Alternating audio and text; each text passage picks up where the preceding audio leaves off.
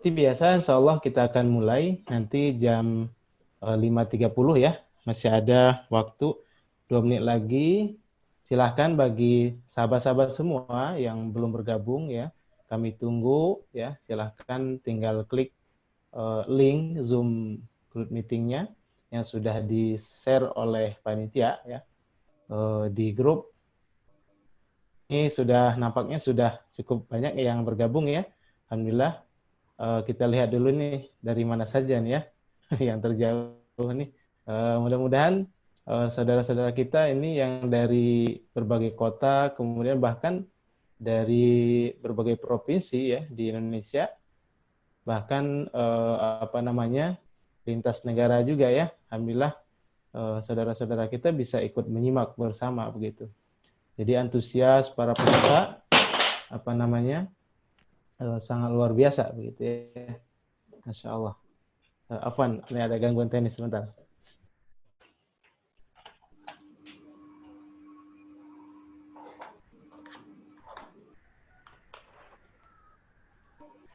Baik, sekali lagi kami persilahkan ya bagi teman-teman yang belum bergabung ya, masih ada waktu. Insyaallah kita akan mulai kajian ini pada jam 5.30. Satu.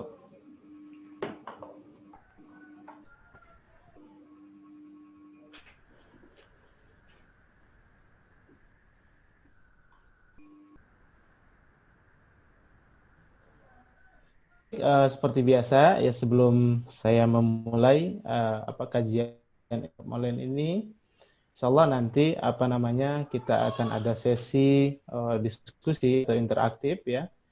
Jadi ketik saja di fitur chatting ya. Jadi insyaallah akan dijawab oleh guru kita semua kayak kita. Mudah-mudahan jawaban-jawaban beliau itu bisa memuaskan para peserta ya, dan juga bisa memotivasi ya para peserta semua. Baik, kita mulai saja ya. Seperti biasa adab kita dalam taklim online ini sama seperti halnya adab kita ketika taklim offline ya. Yakni senantiasa kita niatkan lurus ya, bahwa ini adalah semata-mata lillahi ta'ala ya. Kemudian kita awali bersama ya dengan membaca basmalah ya. Ini sebagai pembuka untuk kajian kita. Baik, karena sudah masuk pukul 5.31 ya. Mari kita mulai saja. Mari kita awali kajian I'tikaf online pagi hari ini dengan membaca basmalah bersama. Bismillahirrahmanirrahim. Baik, assalamualaikum warahmatullahi wabarakatuh. Alhamdulillahirabbil alamin. Assalatu wassalamu ala Rasulillah wa ala alihi wa sahbihi wa mawalah. Allahumma shalli ala sayyidina Muhammad wa ala ali sayyidina Muhammad. Rabbi shrah li sadri wa yassir li amri wahlul 'uqdatam min lisani yafqahu qawli, amma ba'd. Alhamdulillah, puji dan syukur senantiasa kita panjatkan pada Allah Subhanahu wa taala. Salawat dan salam tak lupa kita curah limpahkan pada baginda Rasulullah Muhammad Sallallahu Alaihi Wasallam.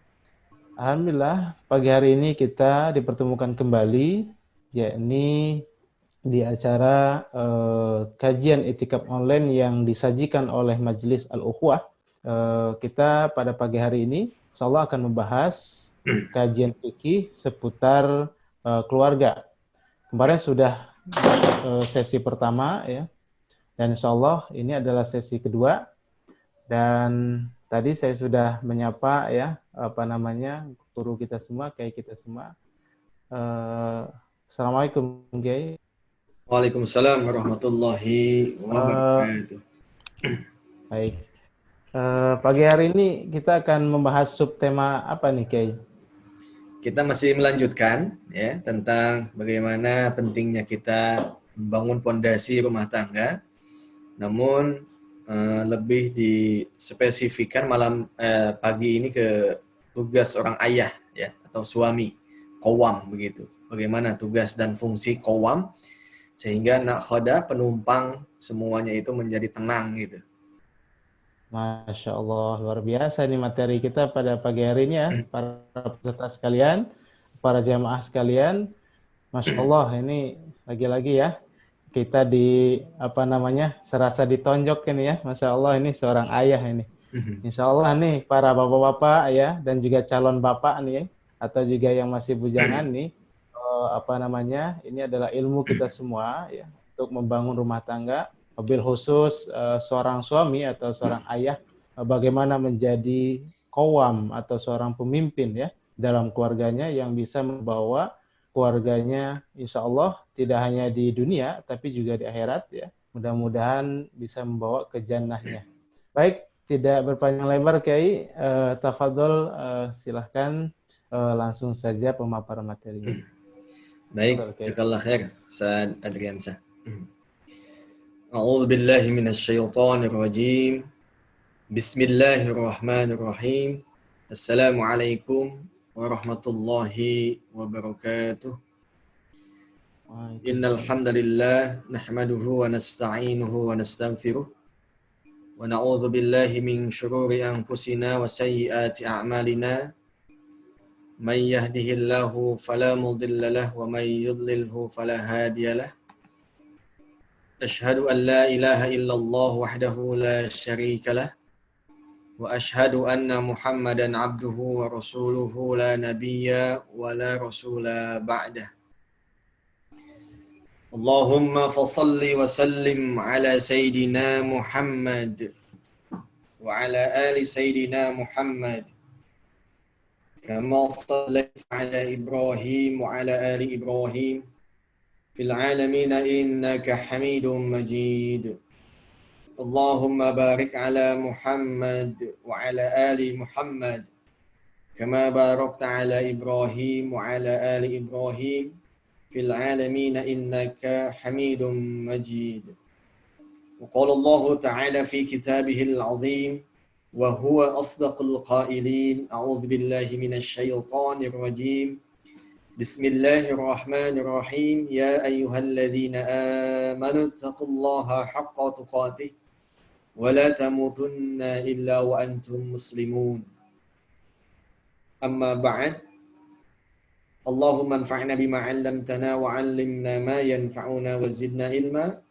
Asbahna wa asbahal mulku lillah. Asbahna ala fitratil Islam wa ala kalimatil ikhlas wa ala dini nabiyyina Muhammadin sallallahu alaihi wasallam wa ala millati abina Ibrahim hanifa wa ma kana minal musyrikin.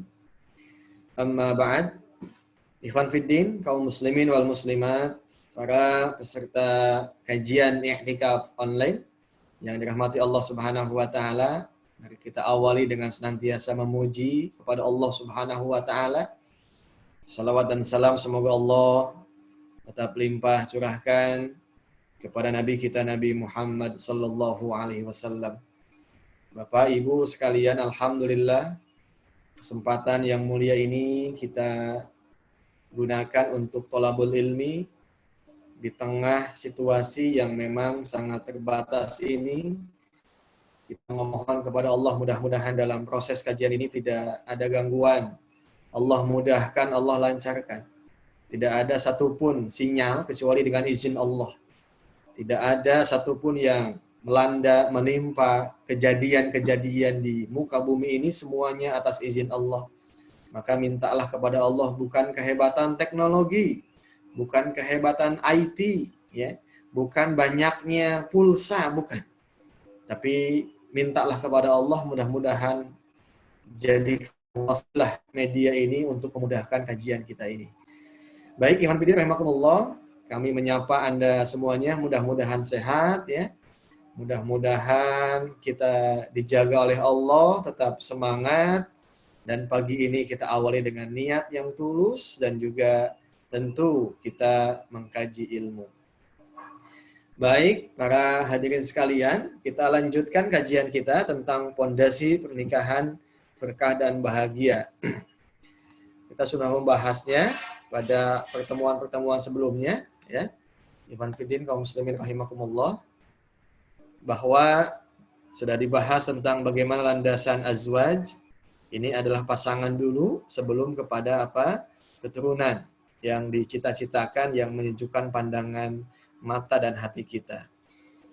Kemarin juga sudah dijelaskan tentang bagaimana kekuasaan, tanda-tanda ayat-ayat kekuasaan Allah itu ada pada pasangan kita, ya, dan itu menjadi bagian yang tidak boleh kita tutup mata bahwa itu adalah bukti nyata.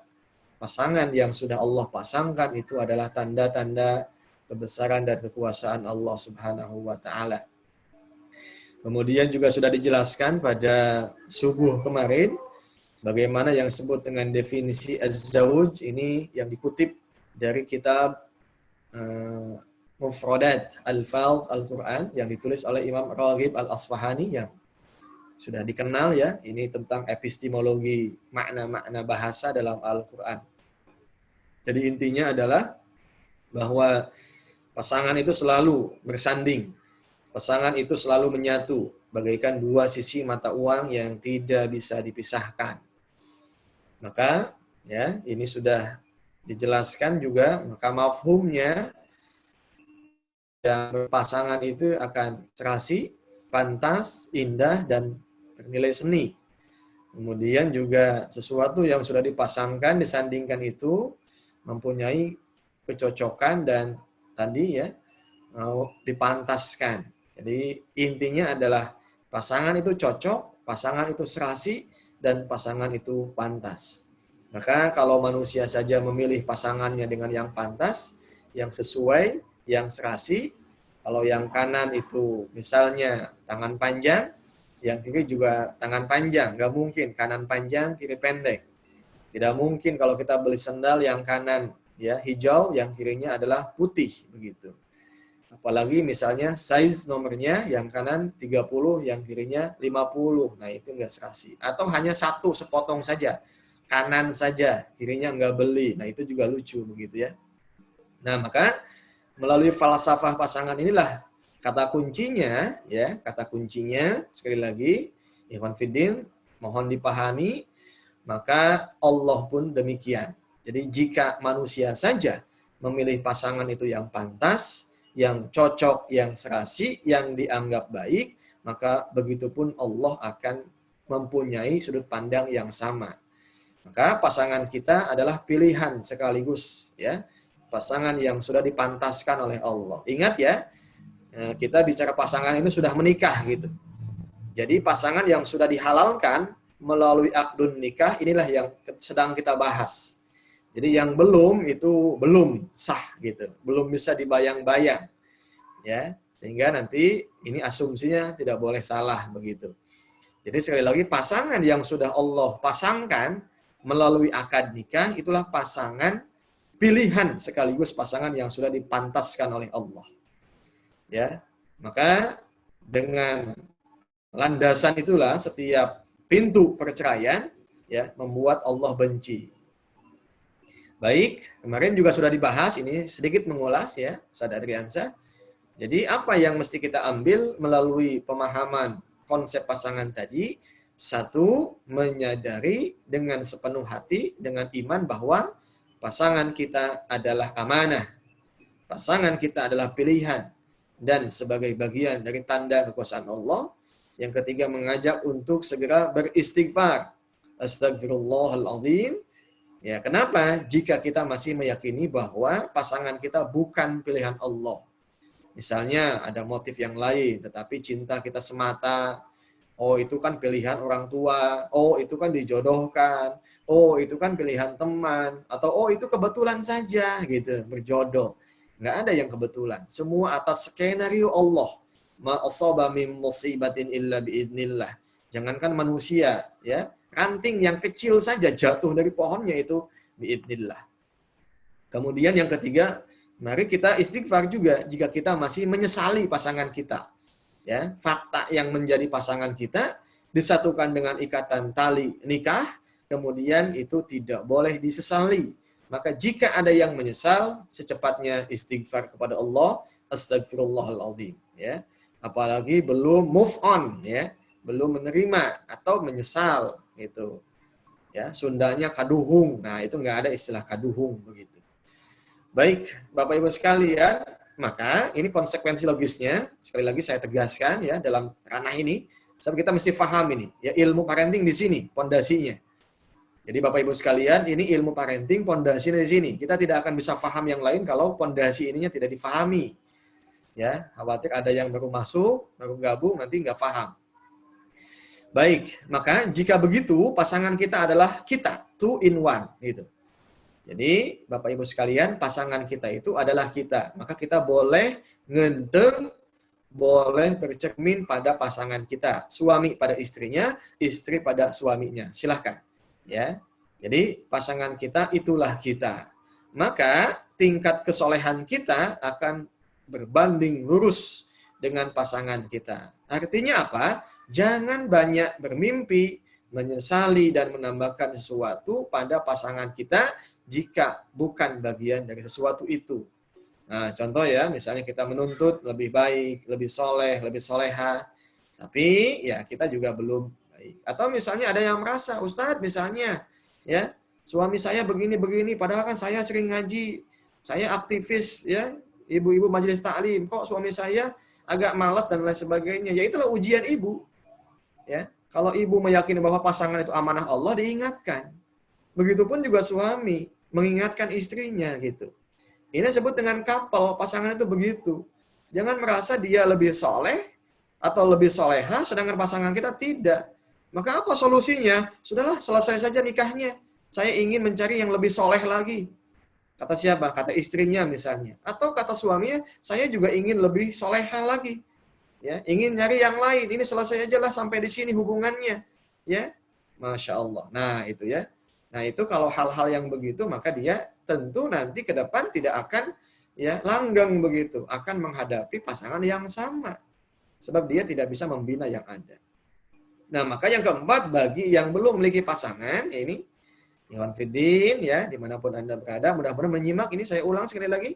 Perhatikan di poin yang keempat, bagi yang belum memiliki pasangan, nah ini, apa tipsnya? Sibukkanlah Anda dengan berdoa kepada Allah sebagai pemilik pasangan. Sebab itu adalah tanda-tanda kekuasaan Allah. Jangan sibukkan dengan aktivitas lain yang gak nyambung dengan masalah jodoh ya. Bahkan lebih jauhnya malah mendatangkan dosa itu.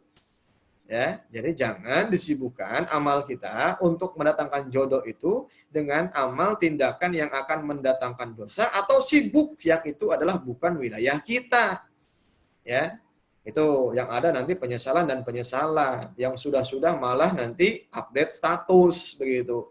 Ya, ternyata si dia begitu ya, sudah sekian lama kenalan bahkan dekat, ujungnya jodohnya bukan jodohnya dia begitu. Nah, ini kan hal-hal yang sesungguhnya ya siapa suruh begitu. Nah, gitu. Nah, maka jangan disibukkan dengan melakukan tindakan dosa yang akan menodai kecintaan yang merupakan fitrah sekaligus anugerah Allah Subhanahu wa taala. Maka kata kuncinya adalah jika kita hendak mendambakan keluarga bahagia dunia akhirat, maka langkahnya adalah awali dari individu kita. Nah, itu. Jadi awali dari individu kita, jika kita sebagai seorang muslim, bagaimana tunjukkan kewajiban kecintaan kita kepada Allah dengan melaksanakan kewajiban tadi. Ya, jika seandainya Anda muslimah, maka tunjukkan kepada Allah bahwa fashhad bi anna muslimun. Bahwa ya Allah saksikanlah sebagaimana malam sudah saya sampaikan, ketika kita jujur pada Allah, kita bersaksi pada Allah, nanti Allah akan jujur juga kepada kita. Ketika kita bohong pada Allah, Allah pun juga nanti akan menunjukkan topeng-topeng kebohongannya. Nah, ini yang hati-hati. Maka jangan sampai Allah membuka aib-aib ketidakjujuran hati ini. Ya, ini yang paling bahaya ketika Allah menyingkap. Semalam ada sahabat, ya, sedikit saya ulang, ya, kajian malam yang mudah-mudahan masih ingat Bapak Ibu. Ya, semalam itu ada Arab Baduy yang memang dia hijrah dengan Nabi dan masuk Islam. Kemudian ya tadi ketika mendapatkan ghanimah hasil rampasan perang, ya, si Baduy itu menyampaikan kepada sahabat yang mendapatkan mandat untuk membagi-bagikan ghanimah tadi. Kata orang Arab Baduy tadi yang baru masuk Islamnya saya ini bukan ingin mengharapkan ini, bukan ingin mendambakan ya ghanimah ini begitu. Kemudian dia sampaikan, bahkan beliau mengatakan di hadapan Nabi, saya ingin, sambil menunjukkan lehernya, ya, ini nanti kena ujung tumbak, ya, leher ini ditusuk oleh ujung tumbak dalam peperangan. Kata Rasul, jika Anda jujur pada diri Anda, Allah nanti akan tunjukkan kejujuran itu. Tidak lama kemudian maka ada peperangan, izin Allah, kemudian syahid, ya, orang Badui ini kemudian dibawa oleh sahabat di hadapan Nabi. Ternyata Rasul menanyakan, apakah dia orangnya yang dulu sempat bersaksi? Ya, kata sahabat, betul. Ternyata ya, ya, syahidnya itu dia sedang, ya, ditusuk tombak yang masih melekat di lehernya. Kemudian Rasul mengatakan, ketika dia jujur, Allah pun jujur kepadanya. Ya, subhanallah.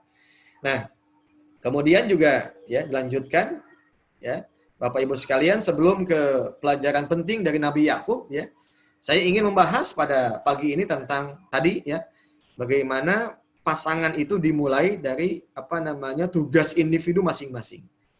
Jika laki-laki dia sebagai seorang muslim, kalau perempuan dia muslimah. Jika muslim itu dia sudah menikah, maka dia jadi suami, dan muslimahnya dia menjadi istri. Nah, siapa dulu yang mesti soleh?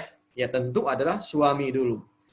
Ya, sebagai qawwam. Sebelum masuk ke pelajaran penting dari Nabi Yakub, saya akan bagikan slide yang lain, ya, tentang di mana tugas, fungsi, dan peran qawwam itu. Bapak Ibu, ya, silahkan diperhatikan. Ini ada tugas orang qawwam, ya, yang menjadi pondasi. Anda menjadi pilot. Kalau dia sudah menikah, maka Anda menjadi pilot. Anda yang punya visi bagaimana bahtera atau juga kapal itu akan dilabuhkan, kemana saja rumah tangga itu akan dibangun. Nah ini, ya, Bapak Ibu sekalian, coba perhatikan, ya, ini ada sebuah tulisan yang saya tulis, ya, sudah agak lawas, tentang bagaimana mengingat pentingnya seorang suami, ya, suami yang menjadi kepala, menjadi nakhoda bagi kapal rumah tangga yang di sana ada anak dan istrinya. Baik Bapak Ibu sekalian, saya akan bacakan. Wahai para suami, segera ambil alih kepemimpinan Anda. Qawwamah itulah nama gelar kemuliaan yang Allah sematkan kepada Anda, wahai para suami. Jagalah amanah kehormatan dari Tuhanmu itu dengan cara mengikuti petunjuk dan panduannya, yaitu Al-Quran dan Al-Hadis. Karena di balik kepemimpinanmu itulah terbentang jalan menuju surga atau neraka istri dan anak-anakmu. Di atas pundakmu lah, wahai suami, Allah titipkan rizki mereka melalui cucuran keringat kerja kerasmu. Masya Allah, ya, Bapak Ibu sekalian, perhatikan di alinea pertama ini, ya, melalui tulisan ini yang sudah saya tulis, ya, kita diingatkan, dievaluasi begitu. Kata kuncinya, Allah titipkan rizki melalui cucuran keringat kerja kerasmu. Ini merupakan tanggung jawab, ya. Jadi kalau mencari nafkah itu kewajiban yang mesti dipikul oleh suami, maka dia kalau tidak melakukan tugas itu dosa. Nah, kalau kita lihat dalam ayatnya, surah An-Nisa ayat 34, A'udzubillahi minasyaitonirrajim, ar-rijalu qawwamuna 'alan nisa. Ya, itu jumlah ismiyah. Jadi di balik qawwam, kepemimpinan itu, itulah Allah akan mudahkan keberkahan. Ya, berkah rumah tangga itu ada pada kepemimpinan suami yang menjalankan tugas dan fungsinya dengan baik. Ya, maka jangan tanya kalau seandainya sudah disfungsi, keberkahan itu tidak akan ada, sekalipun gajinya sebesar apapun begitu. Contoh disfungsi itu artinya apa? Suami tidak menjalankan tugasnya, istri pun juga sudah mengambil alih tugas dan peran suami. Ya, tapi tidak ada alasan, ya. Beda lagi kalau ada alasan-alasan uzrun syar'iyyun. Itu beda lagi. Tapi dia malas misalnya, tidak mau usaha, tidak mau menafkahi dan lain sebagainya, maka ini adalah disfungsi. Baik, yang kedua juga kata kuncinya adalah tadi, ya, nakhoda. Jadi memang suami ini mesti punya visi begitu. Jadi wahai para gadis begitu, jika ada yang datang kepada Anda, tanya visinya dulu begitu. Begitupun juga wali yang punya anak gadisnya, jika ada yang datang untuk meminang anaknya, tanya apa fisiknya, begitu ya, dites dulu. Jadi jangan sampai kita nanti akan menyerahkan anak gadis kita kepada calon pemimpin yang tidak punya visi gitu. Ya, calon pemimpin yang tidak jelas gitu, pelanga-pelongo nantinya, bahaya itu. Ya, jadi pemimpin itu harus tegas, pemimpin itu punya wibawa, pemimpin itu harus bisa membawa anak gadis kita itu ke surga nanti. Bukan hanya di dunia dikasih mobil, bukan hanya di dunia dikasih rumah, ya, atau deposito yang banyak. Itu mah dunia saja, kecil bakal ditinggalkan. Tapi yang paling penting, jangan sekali-kali kita menyerahkan anak gadis kita tanpa ya kepemimpinan calon suami yang mampu membawa kepada kebahagiaan di akhirat kelak nanti. Baik, selanjutnya perhatikanlah, Allah tidak berbicara langsung kepada istri-istrimu. Masya Allah ya. Ini saya petik kalimatnya, saya ulang lagi. Perhatikanlah wahai para suami, Allah tidak berbicara langsung pada istri-istrimu kecuali melalui Anda. Bapak Ibu coba perhatikan ya. Perhatikan, setiap kali Allah ingin mendidik wanita, mendidik istri, itu tidak langsung kecuali menggunakan bahasa antum. Ya, askinu hunna min haitsu sakantum. Ya. Askinu, tempatkanlah istri-istrimu itu di tempat yang tenang, yang nyaman begitu. Wa ashiru hunna bil ma'ruf. Lihat kalimatnya. Wa ashiru, asyaro. Ya, ashir. Ya. Itu kalimat fi'il amar begitu. Wa ashiru, itu ke antum. Antum itu pada suami kalian. Kata ganti di sana adalah wa ashiru, pergaulilah wahai para suami, hunna, istri-istri kalian itu bil ma'ruf, dengan baik ya. Tentu dengan ajaran Islam di sana, ma'ruf di sana. Bukan baik dan tidak baik sudut pandang senang, bukan. Tapi pakai Islam, bil ma'ruf ay bil Islam gitu. Jangan pakai yang lain. Maka kalau sayang cinta kepada pasangan itu tidak pakai Islam, pasti gagal sayangnya.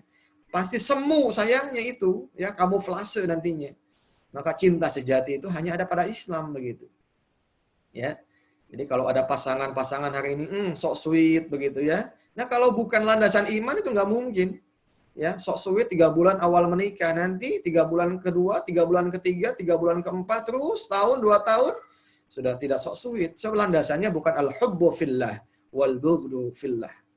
Maka perhatikanlah wahai para suami, Allah tidak berbicara langsung kepada istri-istrimu kecuali melalui Anda. Wa ashiruhunna bil ma'ruf, askinuhunna min haitsu sakantum min wujdikum wa la tudaru. Ya, jangan sekali-kali kalian menyakiti, ya, membuat mereka itu menjadi apa? Ya, tersiksa begitu ya, maldorot, ya. Kemudian apa namanya, di hadis lain juga banyak begitu. Ya. Allah Subhanahu wa taala menjelaskan ya, sampai-sampai yang namanya istri itu dititipkan ya, sebab dia diciptakan dari tulang rusuk Nabi Adam. Maka yang namanya cabang itu sangat membutuhkan usulnya, sangat membutuhkan penjaganya, dialah suami.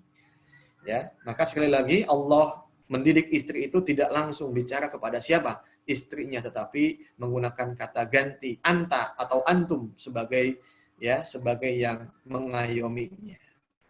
Allah menasihati Anda, wahai para suami, agar berlaku adil pada mereka. Allah perintahkan Anda, wahai para suami, agar memperlakukan mereka dengan ma'ruf. Allah menempatkan mereka seperti pakaian, ya. Hunna libasul lakum wa antum libasul lahun. Allah menempatkan mereka seperti pakaian yang nyaman dan penuh kehangatan, melindungi kehormatan dan harga dirinya. Masya Allah ya. Ya, dijaga auratnya, dijaga kemuliaannya, itu, dijaga hatinya.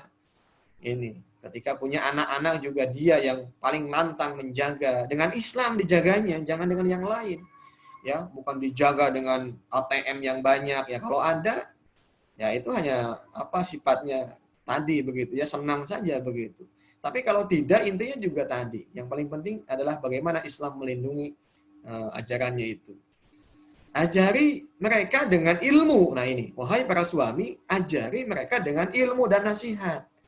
Jadi ini dituntut suami itu lebih pandai, lebih hebat, lebih tahu ilmu din, ya.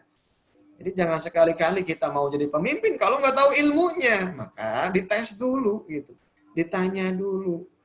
Sudah bagaimana hafalannya, sudah ngaji kepada siapa saja, siapa ustadznya, paham tidak ilmu-ilmu masalah munakahat, ya.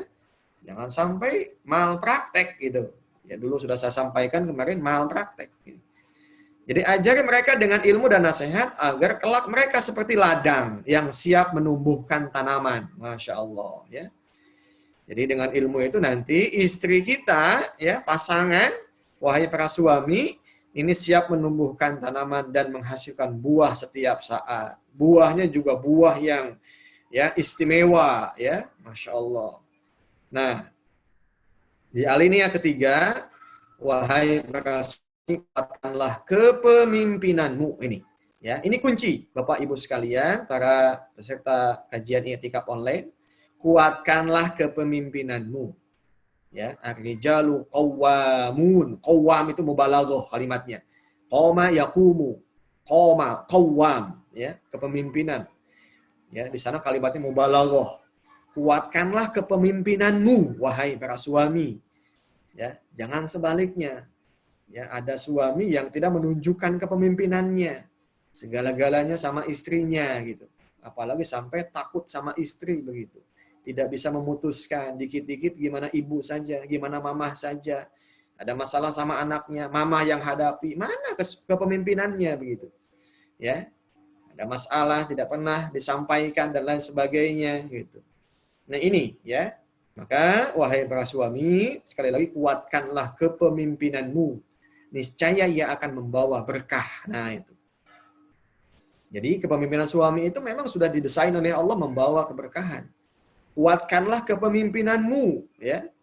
Kuatkanlah kepemimpinanmu, niscaya ia akan membawa sakinah, tuh, yang keduanya. Jadi dengan kepemimpinan qawwam itu kuat, maka akan mendatangkan sakinah, ketenangan. Kuatkanlah kepemimpinanmu, niscaya ia akan membawa mawaddah atau kecintaan. Kuatkanlah kepemimpinanmu, wahai para suami, niscaya ia akan mendatangkan rahmah, ya, kasih sayang. Wahai para suami, lemahnya kepemimpinan Anda akan melahirkan pembangkangan istri di hadapanmu, nusyuz, ya. Ini ya, awal mula konflik rumah tangga itu nusyuz. Itu di An-Nisa ayat 34, ya. Nusyuz yang pertama. Nusyuz itu adalah pembangkangan. Istri sudah mulai tanda-tanda tidak mau taat kepada suami.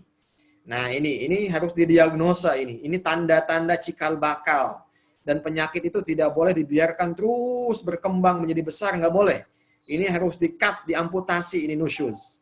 Sebab kenapa? Sebab jika tidak selesai di nusyuz, dia akan naik, ya, tingkat pembangkangannya kepada syikok. Kalau syikok itu sudah tidak bisa terbendung, maka pasti talak itu sudah di hadapan matanya. Itu. Nah, maka Ikhwan Fillah rahimakumullah, jika ya di antara kita siapa saja yang ya melaksanakan tali ikatan akad nikah, jika itu akad nikahnya itu tidak diilmui, maka selepas akad itu yang namanya talak, perceraian sudah menunggu di depan pintu rumahnya. Ya, itu adalah keniscayaan. Sebab apa? Sebab kepemimpinannya tidak nampak.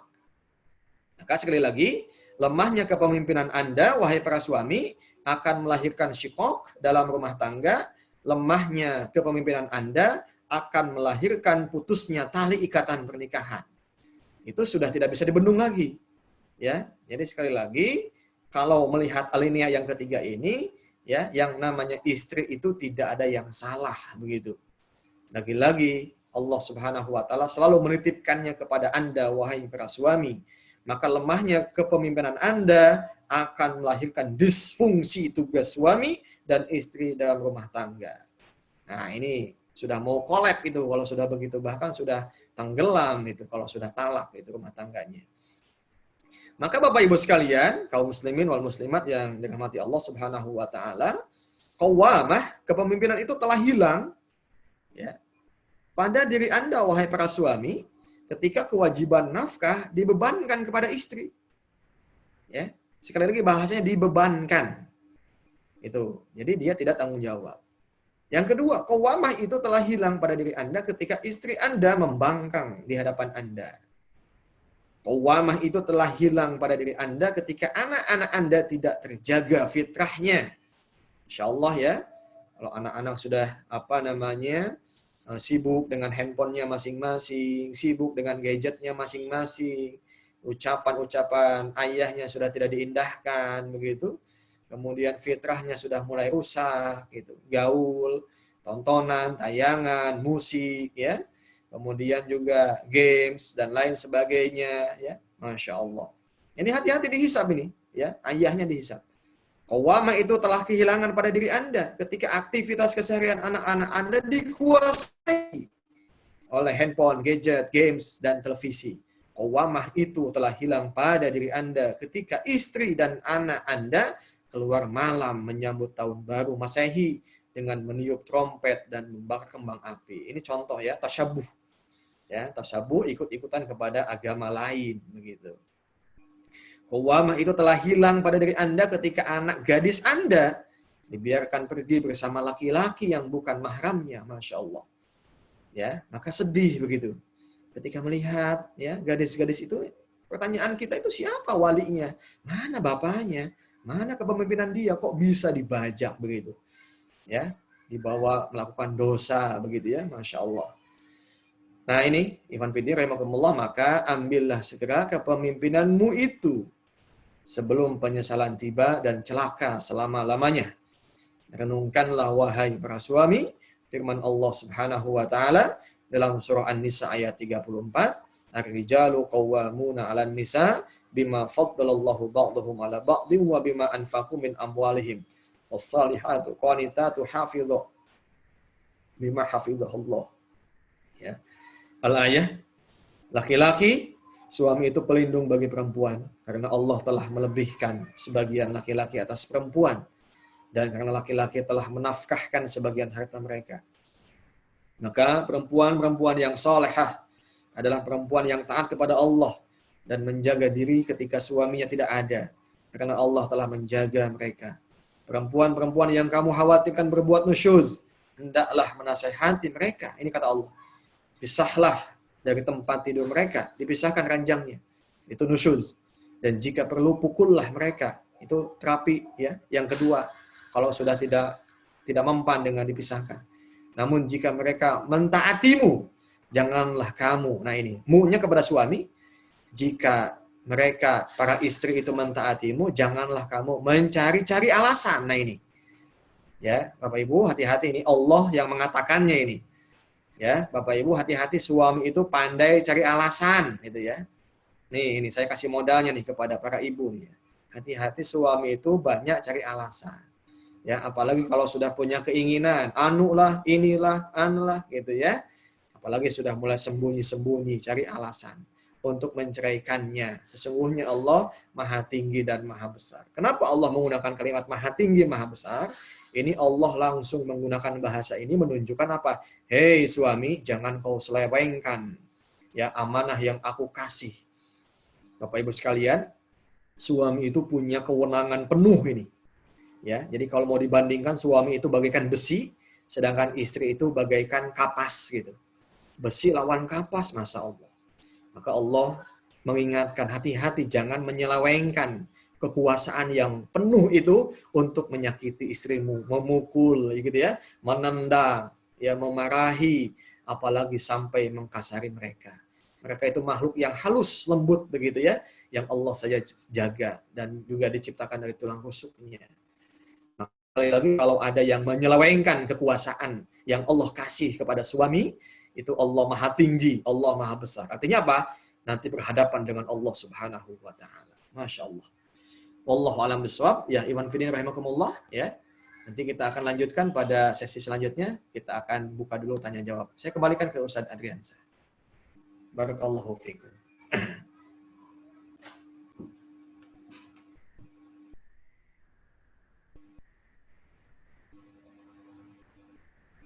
Mana hostnya? Insyaallah. Ya. Assalamualaikum Ustaz. Ya, baik Bapak Ibu sekalian, ini hostnya belum ada. Ya, insya Allah nanti ya kita akan ulas begitu Bapak Ibu sekalian. Sambil menunggu tibanya host ini, ya, saya akan lanjutkan dengan slide yang selanjutnya, ya, yang akan kita bahas tentang tadi ya. Jadi Bapak Ibu sekalian, setelah kuat, siapa yang kuat duluan? Ya, tentu suami dulu atau ayah bagi anak-anaknya. Nah, ini contoh misalnya, Bapak Ibu sekalian, kita masuk kepada slide yang sudah saya sampaikan, ya. Jadi Bapak Ibu sekalian, pelajaran yang bisa kita ambil, ya. Ini Bapak Ibu, ya, ini sudah ada bukunya, ya, sekaligus promosi. Nanti Bapak Ibu sekalian silahkan, jika ada yang butuh, saya sudah menulis terjemahan kitab tentang bagaimana mengambil kisah pelajaran dari Nabi Yusuf alaihissalam. Ini dalam surah Yusuf ya, jumlahnya 111 ayat, semuanya bicara tentang kehidupan Nabi Yusuf. Maka oleh Allah dibuat khusus satu surat namanya surah Yusuf ya. Surah yang ke-12 begitu. Ya, dan tidak diselingi oleh kisah yang lain, ini hebatnya nih. Jadi kan kalau nabi-nabi yang lain itu dipotong-potong itu. Kisahnya ada yang di satu surat, pindah lagi ke surat lain ya. Tapi kalau khusus Nabi Yusuf itu tidak full gitu ya.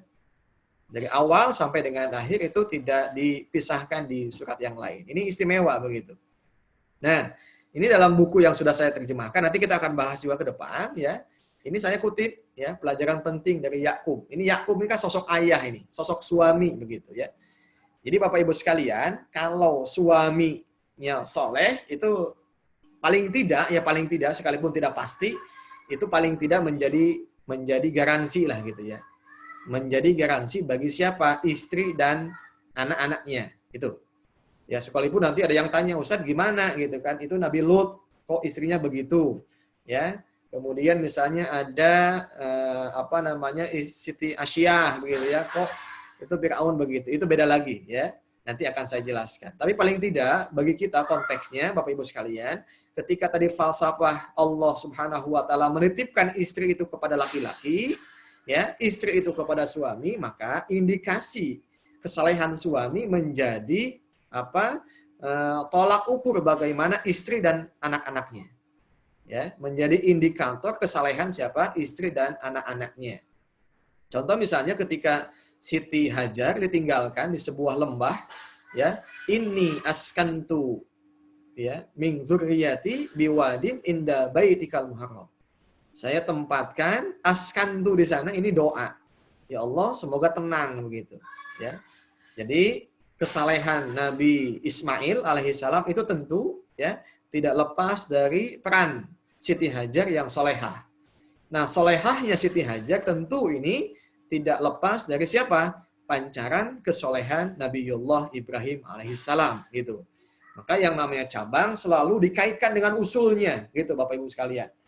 Ya. Jadi kalau ada pohon mangga, kemudian buah mangganya manis, ya berarti pohonnya bagus. Itu ya. Kalau ada pohon buahnya misalnya jelek, kemudian banyak hamanya, itu bermasalah gitu ya. Jadi kalau seandainya jelek anak dan istri, tetap yang ke bawah itu suami. Siapa mau tidak mau dialah qawwam. Nah, kita lihat Bapak Ibu sekalian sambil menunggu host, sudah ada belum hostnya? Ya. Nah, kayaknya jaringannya putus. Ada. Sudah ada. Oh iya, ya sedikit aja. Sedikit ya, santai kita sampai jam 7 gitu ya. Bapak Ibu sekalian, ini semakin hangat ini penjelasannya ini. Nggak tahu ini host menyimak nggak nih? Mudah-mudahan menyimak ya. Jadi ini apa kunci ayah atau suami ini saya ambil petikan pelajaran penting dari Nabi Yakub alaihissalam. Satu Bapak Ibu sekalian, Nabi Yakub itu dia bisa membangun ikatan emosional dan interaksi antara ayah dan anak. Ini penting. Ya, jangan sampai bapak dan anak itu tidak punya ikatan emosional. Nah, ini penting ya. Apa salah satunya itu adalah ikatan emosionalnya ya, yang paling istimewa adalah Nabi Yakub bisa mendeteksi bau badannya Yusuf alaihissalam.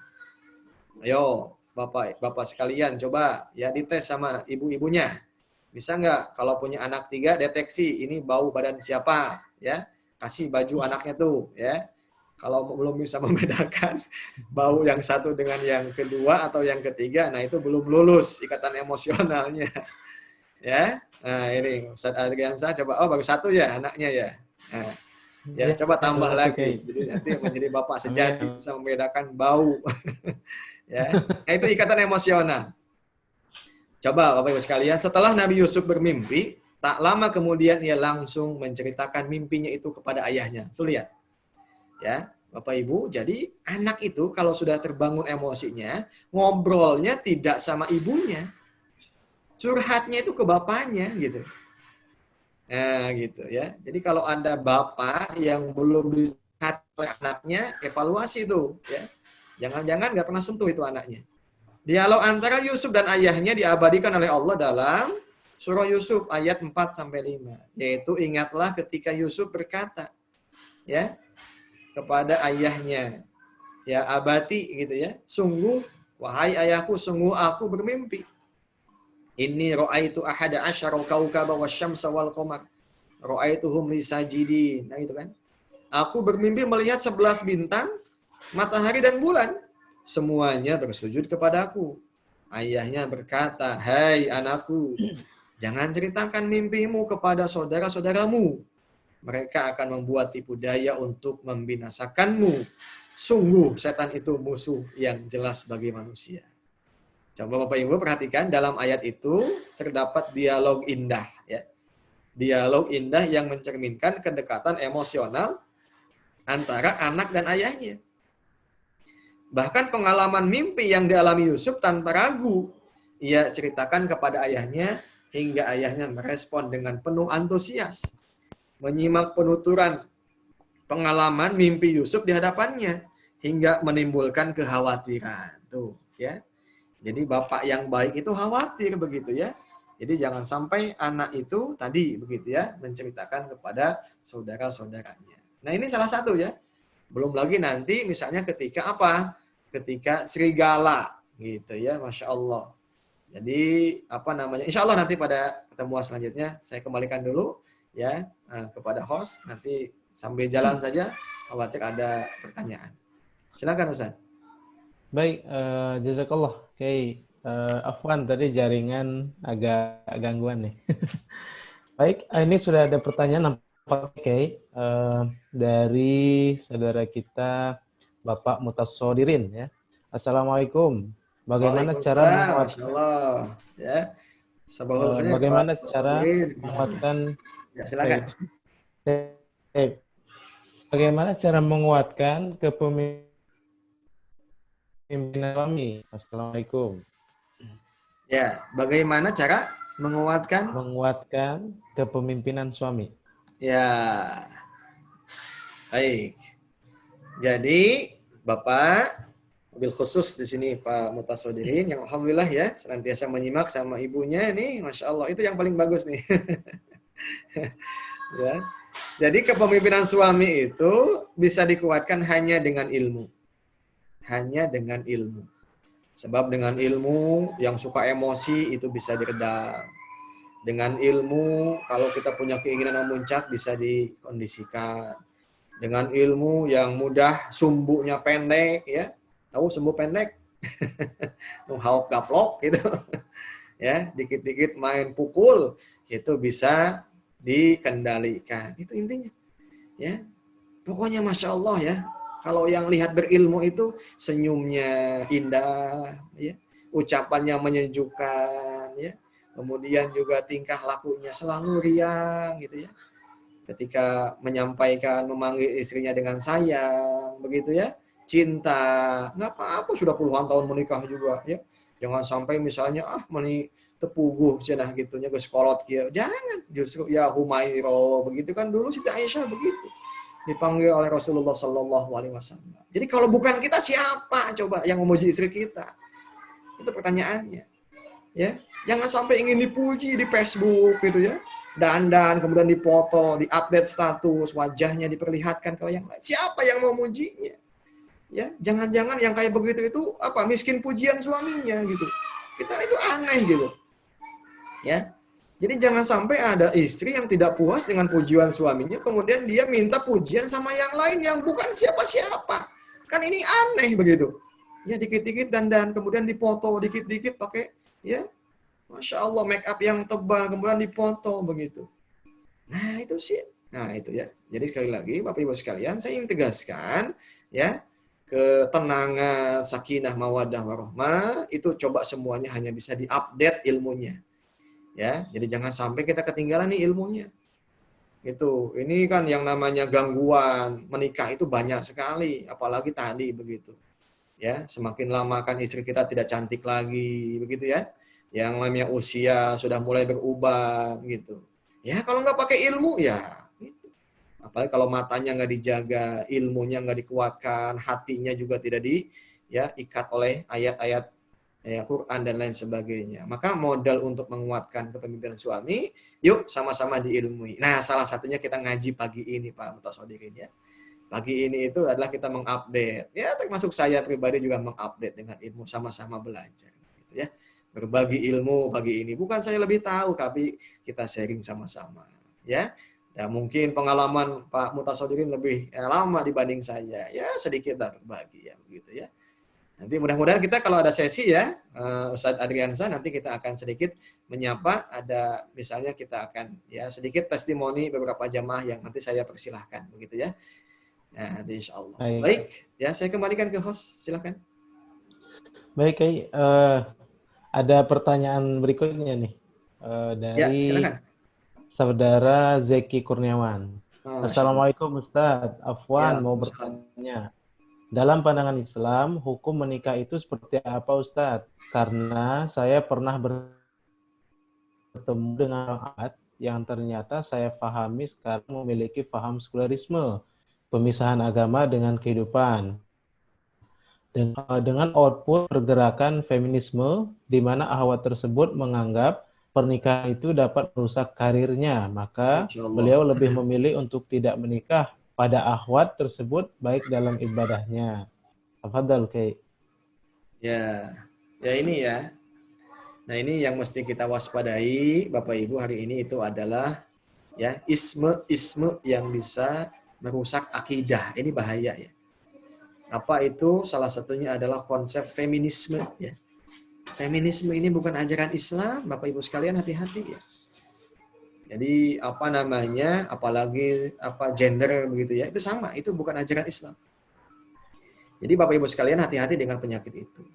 Jadi intinya ya, menikah dalam Islam itu hukum asalnya adalah sunnah. An-nikahu sunnati. Faman rogiba an sunnati falaisa minni, kata Nabi. Nikah itu sunnahku. Siapa saja yang tidak mengindahkan, mengamalkan sunnahku, maka tidak termasuk golonganku. Itu kata Nabi. Nah, nanti ya status hukumnya itu bisa berubah. Bergantung illatnya. Maka dalam kaidah usul fikih itu apa?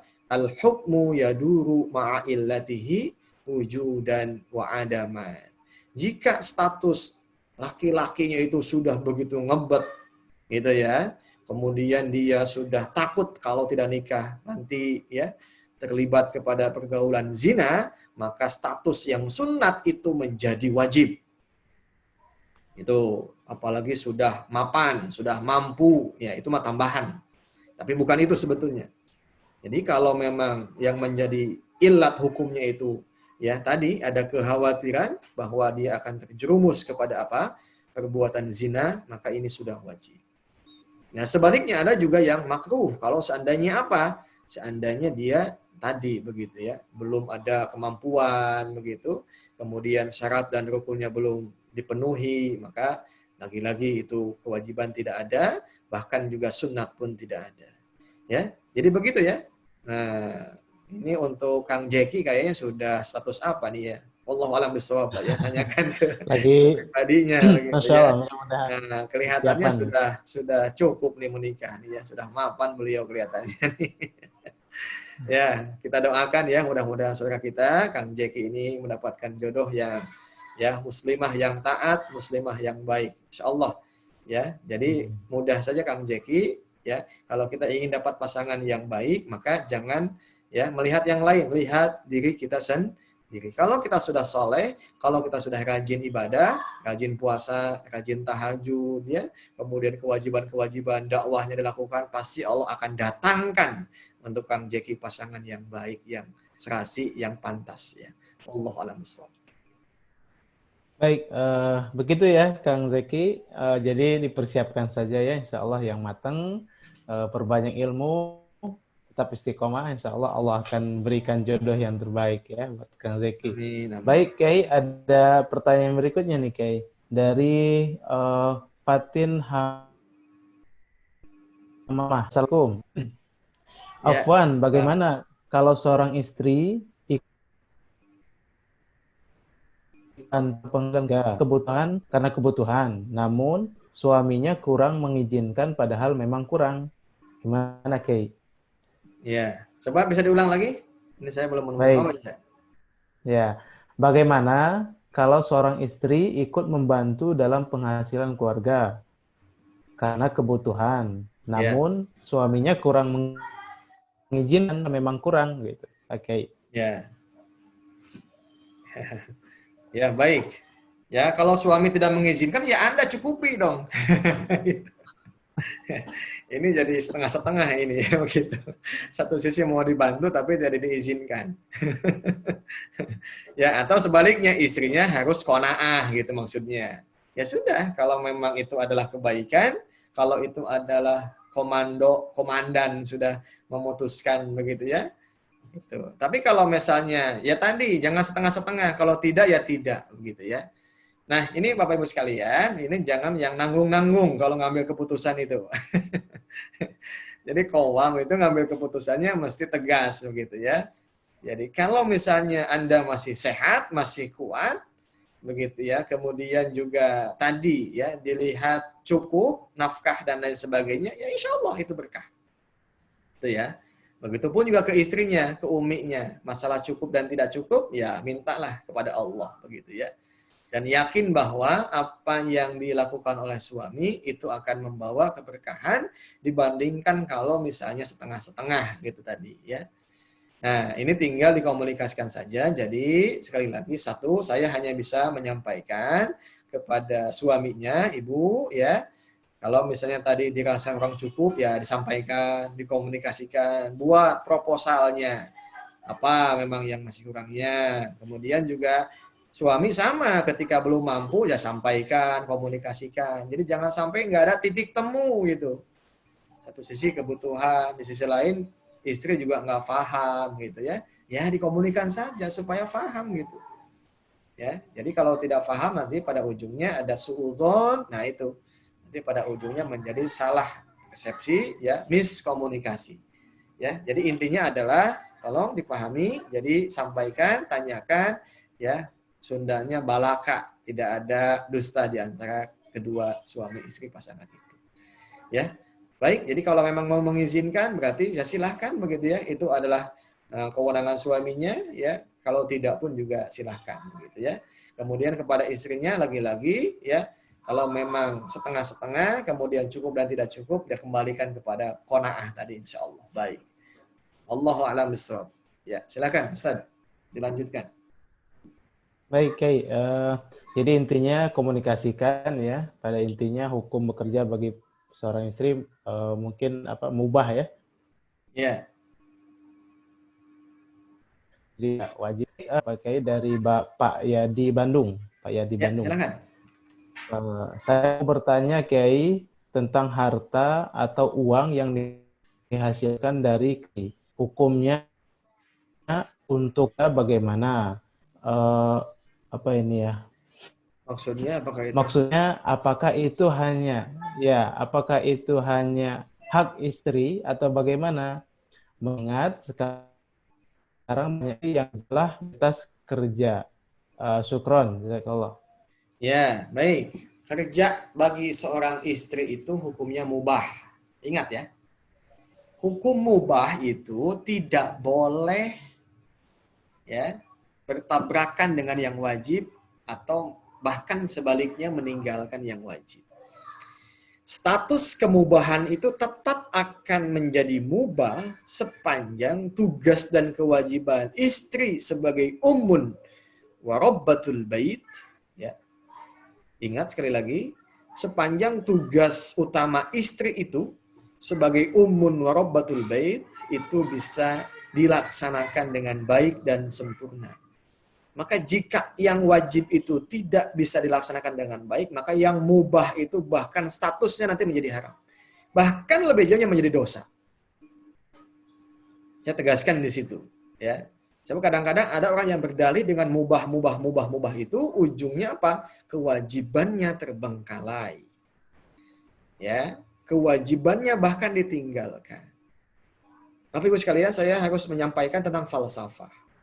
Ya, begini, andai saja nih bagi seorang wanita faham bahwa tidak ada yang lebih mulia menjadi seorang ibu dan menjadi istri. Kenapa? Paling mulia sebab itu langsung digajinya sama Allah. Ketaatan itu bahkan kompensasinya surganya ada di situ. Ya, dan nilai surga itu nggak bisa diuangkan. Maka orang yang faham Islam, ketika dia mau meninggalkan yang istimewa itu nggak bisa. Ya, digaji berapa puluh juta pun dia nggak bakal bisa. Sebab dia tahu makanah posisi tempat profesi yang utama dia itu adalah sebagai ummun, satu sebagai ibu, dan yang kedua warabbatul bait sebagai manajer rumah tangga. Ibu-ibu itu manajer begitu. Jangan salah. Begitu. Bahkan juga gajinya langsung dijamin surga oleh Allah. Ketika kamu taat kepada suamimu, ketika kamu capek, letih, lesu, ya, mendampingi, merawat, mendidik anak-anak, itu lagi-lagi Masya Allah. Ya, maka doakan suaminya supaya lagi-lagi sehat, begitu, saling mendoakan. Begitu. Insya Allah, ya. Justru hasil riset ini ya Bu ya, Bapak Ibu sekalian, saya kebetulan banyak bimbing mahasiswa yang suka riset kecil-kecilan, begitu ya. Jadi di pengadilan agama di kita, di Kabupaten Purwakarta, itu ya yang masuk kasus ke pengadilan itu banyaknya gugat cerai, bukan permohonan. Kalau gugat itu berarti apa? Khulu dalam bahasa fikihnya. Ya, jadi pengajuan istri kepada suami untuk memutuskan, menjatuhkan talaknya. Ya, Masya Allah kan itu. Ternyata apa? Ya, faktor utamanya tadi, kalau sudah punya gaji, kalau sudah punya ya tadi begitu ya. Ya, suami ya, itu lagi-lagi kesalahan suami ya. Yaitu sebab kenapa? Ya sebab tadi dia awalnya tidak bisa mendeteksi begitu ya, biang-biang nusyuz, biang-biang syikok dan lain sebagainya, sampai los ya, terlena, maka langsung ke talak, langsung ke apa namanya loncat ke level yang ketiga langsung. Padahal kan levelnya syikok dulu biasanya. Syikok nusyuz dulu, mohon maaf, nusyuz, kemudian syikok, baru talak. Nah, gitu. Nah, kembali ke yang ditanyakan oleh Pak Yadi dari Bandung ini, alhamdulillah ya, mudah-mudahan ini di Bandung ya. Nah, Masya Allah, sehat Pak Yadi ya. Ya, jadi kalau misalnya ya istri diizinkan oleh suami, tapi tadi dengan catatan apa? Tidak meninggalkan tugas utamanya, kemudian dapat penghasilan, itu milik siapa? Ya milik dirinya, bukan milik suami, begitu. Ya. Gitu. Tapi kalau yang suami itu milik istri. So dia punya kewajiban nafkah. Sedangkan istri tidak punya kewajiban nafkah kepada siapa? Kepada suami. Jadi kalau mau ngasih boleh tidak? Boleh gitu. Ya, sebaliknya ngasih tapi bukan nafkah itu, ya. Ya santai saja misalnya. Sekali-kali dikasih jajan suaminya. Dijajanin begitu ya. Nah gitu. Tapi hati-hati, catatan saya, wahai para suami, hati-hati Anda harus menjadi dokter yang hebat. Ya, diagnosa sekecil apapun jika seandainya istri Anda meninggalkan rumah itu. Sebab biasanya biang-biang konflik itu ketika kaki istri itu meninggalkan rumah. Maka semakin rapat, semakin di dalam, semakin ya terjaga itu istri, semakin konflik itu semakin jauh gitu. Tapi semakin jauh dari rumah, konflik semakin dekat. Itu kata kuncinya. Ya, hati-hati saja begitu ya. Jadi Anda harus pandai bisa mendeteksi ya dengan tiga penyimpangan tadi. Satu adalah nusyuz, yang kedua itu adalah syiqaq, dan yang ketiga itu adalah talak. Wallahu a'lam bishawab. Silakan Ustaz. Baik, ada pertanyaan lagi nih Kiai. Kita langsung saja. Ya. Dan waktu kita insya Allah masih panjang, ada setengah jam lagi insya Allah ya. Jadi para peserta yang ingin bertanya silahkan di fitur chattingnya ya, langsung saja.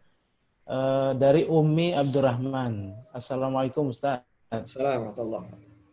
Saya mau bertanya bagaimana cara mengingatkan suami yang lemah qawamahnya Ya. dan tidak mau mengkaji ilmunya. Ketika diingatkan dengan lembut malah bilang kalau dia itu adalah kepala keluarga yang tidak membutuhkan arahan dari istrinya. Ya. Ya, baik. Terima kasih ya, Umi Abdurrahman. Ini suaminya ada nggak? Nah, ini harusnya diajak tuh kayak Pak Mutasodirin ini kelihatan ini di layar kaca ini, Masya Allah. Nah, so Ya. sweet. Nah, ini ya. Jadi insya Allah nanti ke depan, yuk kita doakan mudah-mudahan kita akan mengadakan parenting ya yang wajib diikuti oleh pasangan ini nanti.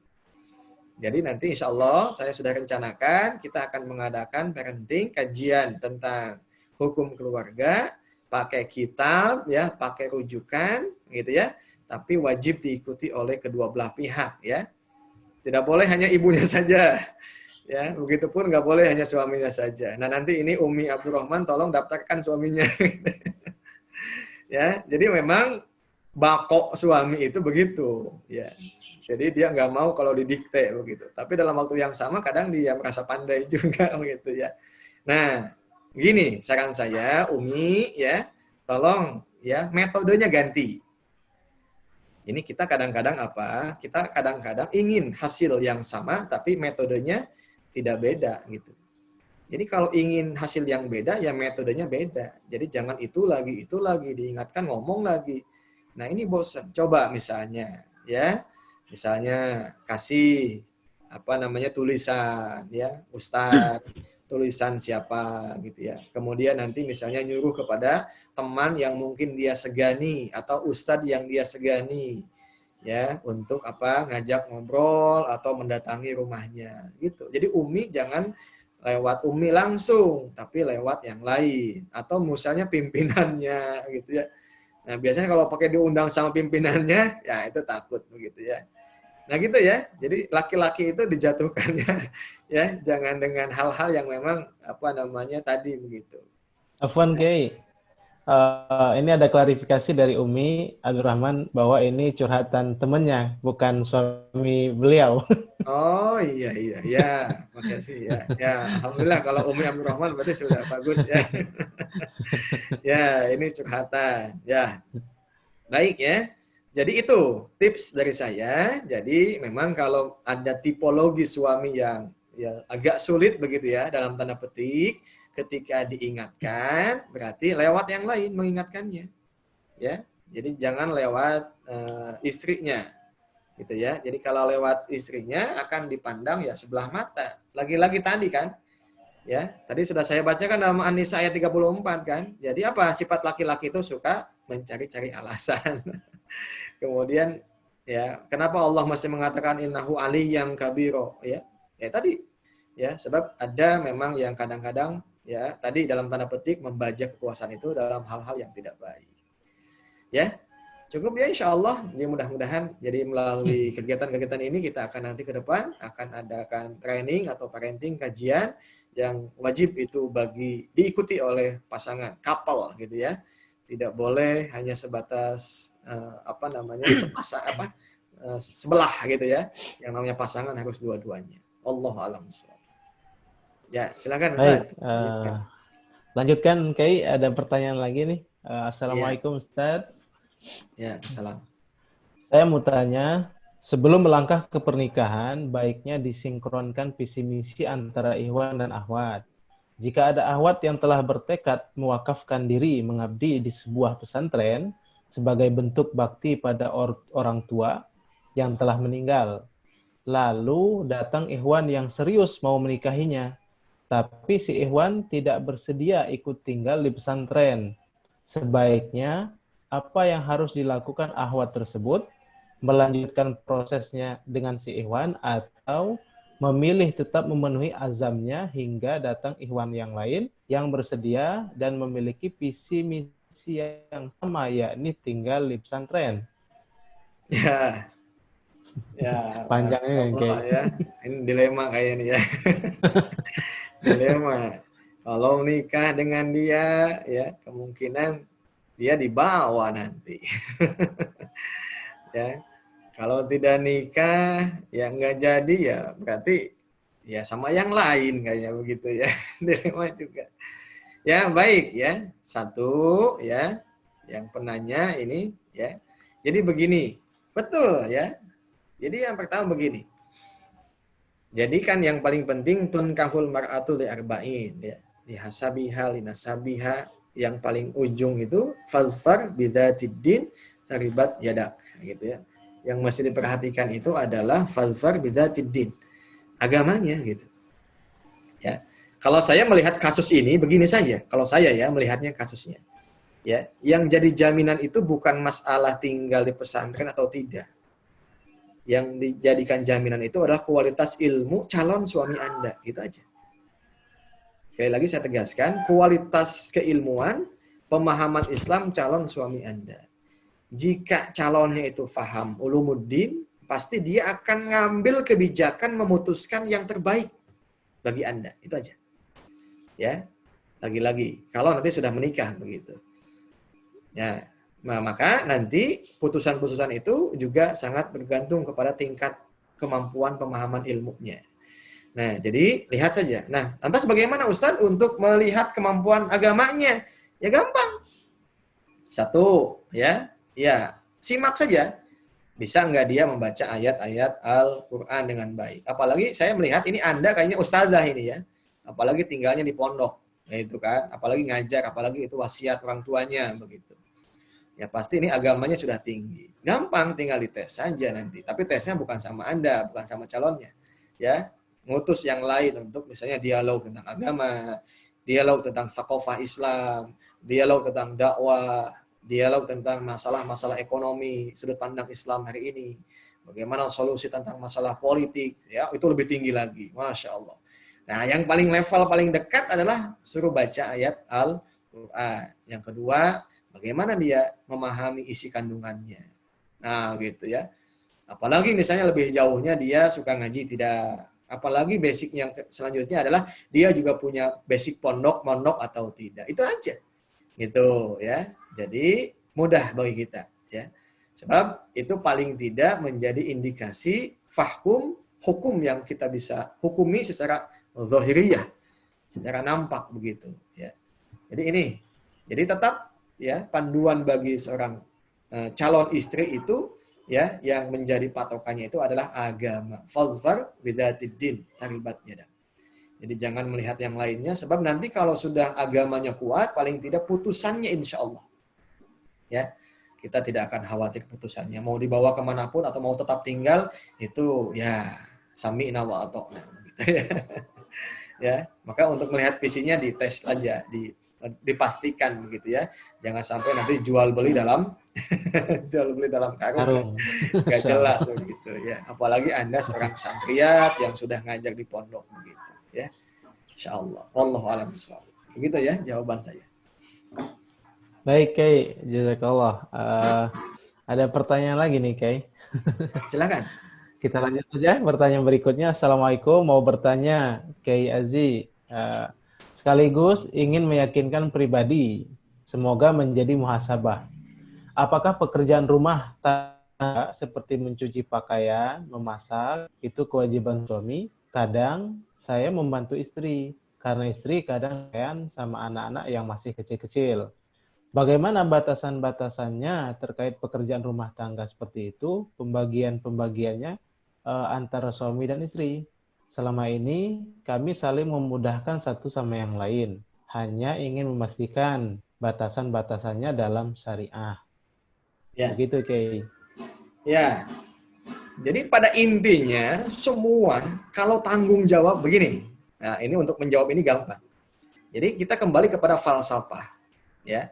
Falsafah yang namanya suami itu dia menjadi usul, dia pengayom, dia penjaga, ya. Maka adanya suami menjadi ada yang lain. Gitu ya. Pahala suami menjadi pahala yang lain. Dosanya suami akan berimbas kepada yang lain. Contoh ya, Contoh nih, ya kalau kita naik bis, itu bis nggak ada supirnya, bisa maju nggak? Jalan di Kemudian di tempat ya depan kayak. ada misalnya ada patroli atau ada misalnya apa? Ada razia, ya semua diberhentikan. Yang ditanya SIM-nya siapa? Penumpang atau supir? Hmm? Kalau ugal-ugalan itu yang ditangkap siapa? Penumpang, supir. Ya. Supirnya Kalau itu ya. misalnya ada celaka, ya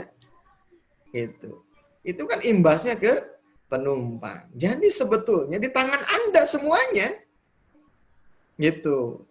Cuman memang suami punya apa? Punya tugas, punya tanggung jawab, ya, yang memang ketika diperintahkan kepada istrinya, kewajiban istri harus taat, segitu aja, ya, gitu. Kata suaminya, "Mah, aduh bapak agak capek dong, tolong cucikan baju anak-anak." Ya nyuci, ya. Kemudian, "Mah," misalnya, atau Umi, "kan ini bapak atau ayah sedang sibuk nih," ya, atau misalnya tugas mencari nafkah dalam bentuk apa? Materi misalnya. Ya ketika meninggalkan rumahnya, masa istrinya diem aja, ya, gitu, main handphone misalnya. Kan nggak bisa begitu. Berarti dia, ya tadi, bagi-bagi begitu. Nah kalau bisa, ya bagus itu. Sudah, suruh diam aja istri begitu. Ya, atau misalnya datangkan misalnya pembantu dan sebagainya, ya monggo silahkan. Kalau uangnya mampu Anda, ya silahkan. Gitu ya. Jadi gimana, supir aja gitu. Ya, cuman ketika supir minta ke pasangannya, nah di situ pentingnya ketaatan istri kepada suaminya. Jadi nggak usah dirinci, nyuci, dan nggak usah. Ya, jadi intinya semua ada pada kewenangan suami sebagai qawwam begitu. Nah, cuman nanti ketika tugas-tugas yang bersifat tadi, ya, tadi kan apa namanya, ar-rijalu qawwamuna 'alan nisa bima faddalallahu ba'dahum 'ala ba'din. Ingat, ada wilayah-wilayah yang memang tidak bisa disentuh oleh suami. Ya, kayak misalnya menyusui kan begitu. Kemudian juga tadi ya, ngurus anak. Beda, sentuhan ibu itu lebih halus, kehangatan ya. Anak nangis meronta-ronta itu kalau bapaknya yang nangis kadang semakin kencang teriaknya.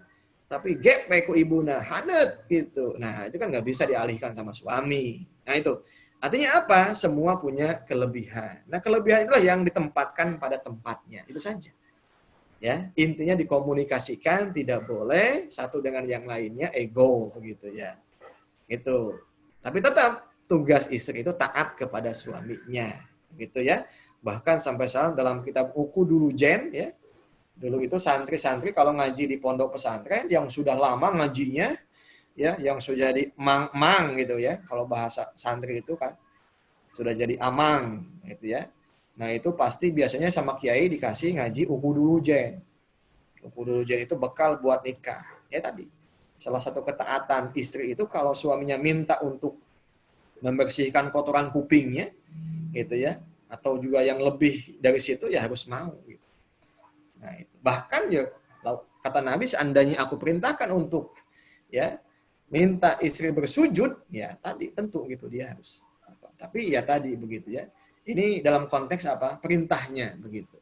Sepanjang tidak melawan hukum syar'i, sepanjang tidak bertentangan dengan hukum syar'i, maka dia tetap wajib selama ikatan nikah itu ya masih ada. Wallahu a'lam. Baik, baik. Jazakallah. Mudah-mudahan ya yang bertanya ini mudah-mudahan bisa apa namanya memahami dan juga saling komunikasi ya. Insya Allah mudah-mudahan ladang pahala juga bagi suami ya. Untuk istrinya beres-beres di rumah. Baik, ada pertanyaan lagi nih Kiai dari Mano. Assalamualaikum Kiai, mohonnya. Sebenarnya sebetulnya tabiat atau karakter seseorang itu bisa diubah nggak sih? Karena saya sering menyaksikan orang yang memiliki karakter egois, temperamen, dan lain-lain itu agak sulit untuk diajak diskusi. Syukron. Ya, baik ya. Bapak Ibu sekalian, kita harus tahu prinsip ya yang disebut dengan karakter bawaan itu setiap orang beda-beda ya.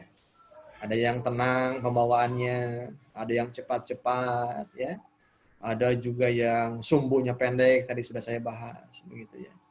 Tapi harus yakin, ya, yang namanya tabiat itu dia bisa rubah, ya. Sekalipun bawaannya mungkin tidak, ya, bawaannya mungkin tidak, tapi tabiatnya bisa. Nah, cuman paling tidak ketika dia sudah dilandasi oleh iman, yang asalnya bawaan tabiat itu negatif, itu diarahkan menjadi positif. Siapa contohnya dulu? Umar bin Khattab, sahabat Nabi itu, ya. Kalau bahasa Sundanya itu hal gaplok itu. Ya, kalau melihat hal-hal yang tidak sesuai dengan apa yang diinginkan, sudah itu pedangnya dihunuskan itu langsung. Bukan lagi dengan kata-kata, dengan pedang begitu. Tapi Masya Allah ketika dia sudah masuk Islam sampai Allahumma aslim li umarain, itu doanya Nabi. Ya Allah, minta islamkan dua Umar, Umar bin Khattab dan Umar bin Hisham. Ya, itu Abu Jahal dan Umar ini yang Allah kabulkan Umar bin Khattab ini. Ya, nah sekalipun begitu tetap ya pembawaannya itu nggak dirubah, tetapi dia menjadi ya sayyidul qaum tetap, ya, menjadi pemimpin. Nah maka yang mesti dibingkai, yang mesti yang diisi itu adalah imannya, Bapak Ibu sekalian. Ya contoh misalnya orang Arab Saudi begitu ya, ini ada Ustadz Al-Hajj ya Sukandar Ahmad, Masya Allah beliau ya di sana itu kalau tidak salah masih malam ini, jam 1-an ini ya. Nah, beliau menyaksikan, nanti mudah-mudahan kita bisa sapa ya tentang kondisi situasi di sana. Nah, jadi Bapak Ibu sekalian, itu yang namanya bawaan orang Arab itu begitu. Ya. Pengalaman saya pribadi di sana talaki ya dengan syekh ya. Orang Arab itu kalau nunjuk itu bukan pakai tangan, pakai kaki itu. Pakai kaki itu, Masya Allah ya. Nah, ini ya. Ya walaupun nggak semua gitu ya. Ada yang baiknya banyak, yang sopannya banyak. Tapi ya itulah begitu. Nah, jadi Ikhwan Fillah rahimakumullah ya, sekali lagi ya, hanya yang bisa mengubah itu Islam. Keimanan yang bisa mengubah seorang itu. Ya, jadi jangan takut, yang penting adalah tetap intensif ngajinya. Maka kalau ikut-ikut kajian itu jangan sepotong-sepotong, harus intensif sampai tuntas gitu ya. Jadi jangan belang bentong ngajinya. Kalau belang bentong ya kadang-kadang ya ilmunya nanti tidak akan sempurna. Ya, begitu ya. Jadi intinya bisa dirubah sekalipun yang namanya tabiatnya itu nanti ya mungkin tetap begitu, tetapi paling tidak minimal dia alihkan yang asalnya negatif menjadi positif. Nah, contoh misalnya bawaannya dia cepat ngomongnya. Nah, kalau itu bawaan ya. Gitu. Kemudian misalnya kalau dia jalan tuh cepat gitu. Ya nggak apa-apa kalau kayak begitu. Tapi yang paling penting tadi ya, bawaan galak, bawaan suka tidak sabar itu menjadi lebih baik lagi ya. Wallahu a'lam bishawab. Silakan Ustaz, dilanjutkan kalau ada. Baik, Afwan tadi Ya, ada 10 menit gangguan lagi ya. jaring. 10 menit lagi. Ada pertanyaan dari Pak Sukandar Ahmad ya, Oh dari iya, ini Riyadh, sudah. Saudi Arabia. Masya Allah. Beliau sekitar jam 2 sekarang ya. Ya. Ya coba Sahur kalau beliau. admin Baik. bisa dibuka itunya, Pak Sukandar. Sedikit untuk menyampaikan kita sapa ini. Ikhwan kita di sini di Indonesia ingin tahu juga jam berapa di sana. Ah, itu sudah alhamdulillah. Ya. Silakan. Tafadhol, Pak Walal. Sukandar. Pak Haji silakan. Bunda sekedap tutup. Assalamualaikum warahmatullahi taala wabarakatuh. Waalaikumsalam warahmatullahi wabarakatuh. Wassalatu wassalamu ala Rasulillah wa ala alihi washabihi wa mawalah. Amma ba'd. Alhamdulillah, selamat pagi buat ikhwan fillah di tanah air. Masya Allah. Kebetulan di sini sekarang jam 2.49. Jam 2.49. Dan lagi musim panas, alhamdulillah. Kalau kemarin musim panas, Masya Allah. Panas, alhamdulillah. Dan berapa derajat kan di sana musim panasnya? Aduh, Kiai kurang hafal, saya kurang hafal berapa derajat sekarang, cuma ya di atas 40 lah alhamdulillah kalau zuhur. Terus sekarang seperti halnya diketahui oleh semuanya bahwa kita mempunyai perbedaan waktu di mana di tanah air itu lebih 4 jam lebih awal daripada di sini. Jadi kalau di sana jam 6, di sana jam 2. Jam 2 pagi, Masya Allah. Ya, jam 2 pagi. Jadi sekarang saya baru jam 3 kurang 10. Masya Allah. Alhamdulillah di sini sama seperti halnya di Indonesia, Ramadan sekarang itu menjadi Ramadan yang paling istimewa. Yang paling istimewa, dimana kita hikmah dan segala kemuliaannya hanya teruntuk bagi kita yang benar-benar bersungguh-sungguh dalam beramal soleh. Kita sama satu rasa, satu keadaan di mana pandemik ini tidak hanya dialami sebagian saja, dan kita memang, dan di Indonesia mungkin lebih fleksibel dalam kebijakan-kebijakan yang pemerintah kita terapkan. Tetapi kalau di sini itu memang tidak ada yang namanya, di sini itu zona hijau atau zona merah. Oh iya, semua ya di lockdown ya. Di lockdown.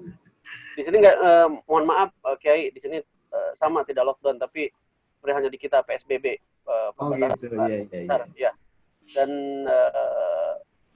begitu di sini sampai saat ini tetap masih dikumandangkan ketika azan waktu sholat, shollu fi buyutikum. Shollu fi buyutikum, masih ya azannya, masih shollu fi buyutikum. Dan salah satu yang paling menyakitkan di hati sebenarnya, cuma gimana lagi. Ya, mohon doanya. Dan gimana sinyalnya, bagus nggak sampai ke sana ini sinyalnya?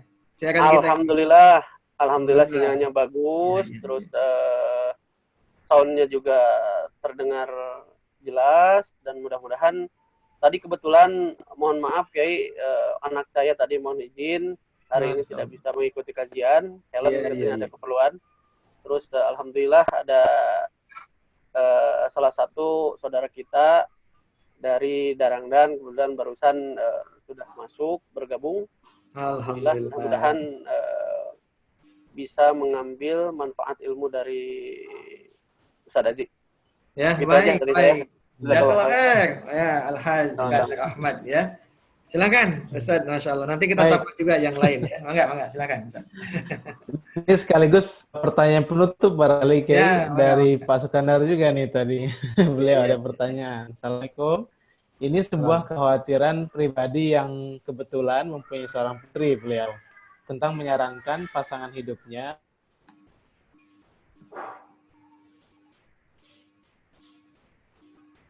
Iya. Nah ya, mohon maaf gangguan ini. Ya. Sinyal hostnya ini kayaknya host-hostan ini ya. Ya, baik, langsung saya jawab saja. Ya. Ya saya bacakan ya. Pertanyaannya.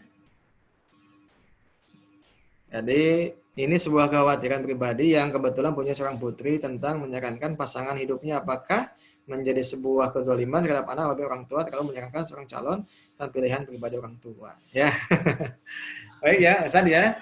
Jadi gini ya, sebetulnya justru bagus. Anak gadis yang solehah itu biasanya dia, ya, kalau memang ayahnya soleh itu sudah. Ya, dia akan sami'na wa ata'na kepada ayahnya. Sebab begini, pilihan ayahnya dengan tingkat kesolehan, pengalaman yang sudah malang melintang itu pasti tidak akan mengecewakan anaknya. Itu, ya. Jadi lebih aman dipilihkan oleh ayahnya dibandingkan dengan pilihan itu diserahkan kepada anak gadisnya. Menurut saya begitu. Justru bukan kezaliman begitu ya. Sebab biasanya yang namanya ayah, dia sudah pengalaman. Dan nggak mungkin ada ayah yang menjerumuskan siapa? Anak gadisnya. Itu justru Bapak Ibu sekalian, nanti kita bisa cek. Kalau Bapak Ibu punya anak gadis, kemudian si anaknya mengatakan begini, ayah, gitu ya, ayahnya soleh, rajin ke masjid, ya, kemudian paham ilmu agama. Anaknya pun juga solehah. Dia akan mengatakan begini, ayah, ya, saya percaya. Silahkan ayah, tolong carikan pasangan hidup buat saya. Nah itu bagus itu, ya. Jadi bagus daripada misalnya tadi pilihan anak itu masih labil, apalagi tingkat pemahaman agamanya juga masih dangkal. Maka itu lebih aman dibandingkan kebebasan memilih itu diserahkan kepada anak gadisnya. Apalagi yang disebut dengan wali itu dia mujbir, dia punya kekuasaan penuh untuk ya tadi gitu. Cuman masalah suka atau tidak suka itu mah lain ya, gampang. Tapi yang penting soleh dulu. Yang penting adalah dia punya tingkat iman yang baik. Pasti insya Allah. Ya, anak gadis yang baik dia akan sami'na wa ata'na, pilihan ayah, pilihan terbaik dan tidak akan mengecewakan begitu ya. Insya Allah ya, tinggal dikomunikasikan saja begitu ya. Ya, baik, Allah a'lam bishawab. Baik, alhamdulillah para peserta dan juga para jamaah sekalian, alhamdulillah ya, pertanyaan demi pertanyaan sudah dijawab oleh kiai kita, guru kita semua. Nampaknya waktu kita sudah pas ya, sudah jam 7 ya, kurang 2 menit. Baik, boleh ada closing statement dari kiai kita? Ya, baik Bapak Ibu sekalian, insya Allah kita akan jumpa kembali dalam kajian duha ya. Kajian duha pada pukul 9 pagi, tetap istiqomah. Dan ini adalah kajian memang kajian i'tikaf. Jadi i'tikaf itu memang kita idealnya diisi oleh kajian ya, bukan hanya sebatas bagaimana kita tinggal diam duduk di masjid, tapi yang bagus tetap kita mendapatkan kemuliaan dengan mengikuti kajian ini. Jadi spesial begitu ya. Apalagi dalam kondisi lockdown begini, mudah-mudahan bisa istiqomah ya, Bapak Ibu sekalian. Dan insya Allah kita akan terus ingatkan kepada siapa saja yang sudah menggabungkan dalam WA grup kajian i'tikaf ini. Mudah-mudahan itu saja yang dapat disampaikan pagi ini. Kita akan lanjutkan besok insya Allah. Jadi terus ya, bersambung ini kajiannya Bapak Ibu sekalian ya. Jadi slide saja itu masih banyak tulisan yang lain yang belum disampaikan. Jadi kalau ketinggalan nanti ada YouTube-nya insya Allah ya. Baik, saya kembalikan ke Ustaz Adriansa. Allahu a'lam bishawab. Assalamualaikum warahmatullahi wabarakatuh. Baik, waalaikumsalam warahmatullahi wabarakatuh. Jazakallah pada guru kita semua. Alhamdulillah kajian tentang bagaimana seorang suami menjadi qawam atau seorang pemimpin dalam keluarga. Intinya Islam itu telah memberikan pemahaman pada kita ya, terutama para suami ya.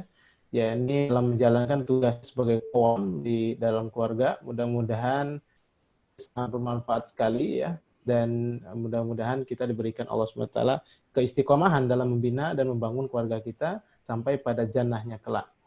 Jangan lupa selalu di like dan di follow ya official kiai kita ya di Twitter, Facebook, kemudian di YouTube ya. Insya Allah kajian duha nanti jam 9 sampai jam 10 tentang tafsir juz 30 ya. Demikian saya undur diri. Kemudian mari kita tutup kajian ini dengan alhamdulillah dan juga doa penutup majelis. Subhanakallahumma wa bihamdika asyhadu an la ilaha illa anta astaghfiruka wa atubu ilaik. Jazakallah para jamaah sekalian yang sudah bergabung, sekalian banyak terima kasih. Mudah-mudahan ini menjadi amal soleh di hadapan Allah Subhanahu wa taala.